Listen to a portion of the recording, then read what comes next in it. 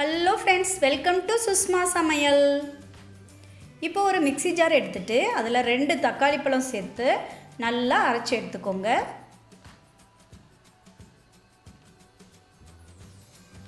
இப்போ ஒரு கடாயில் 5 டேபிள் ஸ்பூன் அளவுக்கு நல்லெண்ணெயை சூடு பண்ணிக்கோங்க.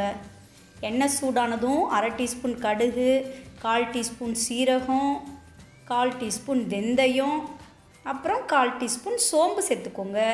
கூடவே 2 வரமிளகாய், 1 கப் அளவுக்கு சின்ன வெங்காயம் சேர்த்துக்கோங்க. கூடவே 2 பச்சை மிளகாயும் சேர்த்து நல்லா 1 நிமிஷம் எண்ணெயில் வதக்கிக்கோங்க.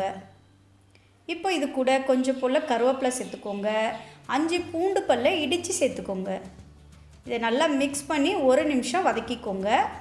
இப்போ இது கூட 2 டீஸ்பூன் அளவுக்கு குழம்பு மிளகாய் பொடி, அப்படி இல்லைன்னா மிளகாய்த்தூளும் தனியாத்தூளும் ஈக்குவலாக எடுத்துக்கோங்க. கூடவே 1 டீஸ்பூன் மிளகாய்த்தூளும் 1/4 டீஸ்பூன் மஞ்சள் தூளும் சேர்த்துட்டேன். இப்போ நல்லா மிக்ஸ் பண்ணிவிட்டு நம்ம அரைச்சி வச்சோம் இல்லையா, அந்த தக்காளி விழுதியும் சேர்த்து நல்லா மிக்ஸ் பண்ணிக்கோங்க. இதை மூடி போட்டு 3 நிமிஷம் கொதிக்க விடுங்க. எண்ணெய் நல்லா பிரிஞ்சு வந்த பின்னாடி ஒரு நெல்லிக்காய் அளவுக்கு புளியை கரைச்சி சேர்த்துக்கோங்க. தேவையான அளவுக்கு உப்பு சேர்த்துக்கோங்க. இப்போ இது கூட 2 கப் அளவுக்கு தண்ணி சேர்த்துக்கோங்க. நல்லா மிக்ஸ் பண்ணிக்கோங்க. மிக்ஸ் பண்ணிவிட்டு மூடி போட்டு 3 நிமிஷம் கொதிக்க விடுங்க.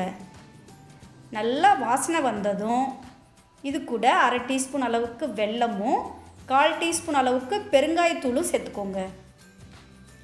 இப்போ இதை நல்லா மிக்ஸ் பண்ணிக்கோங்க. மிக்ஸ் பண்ணிவிட்டு மூடி போட்டு 5 நிமிஷம் மீடியம் ஃப்ளேமில் கொதிக்க விடுங்க. பாருங்கள், ஆயிலெல்லாம் அழகாக மேலே வந்தாச்சு. இப்போ இந்த டைமில் கொஞ்சமாக கருவேப்பிலையும் மல்லி இலையும் சேர்த்துக்கோங்க. இப்போ ஸ்டவ்வை சுவிட்ச் ஆஃப் பண்ணிக்கலாம். இந்த வெங்காய காரக்குழம்ப இட்லி, தோசை, சாதத்தோடு சேர்த்து சாப்பிட்டிங்கன்னா சும்மா சூப்பராக இருக்குங்க.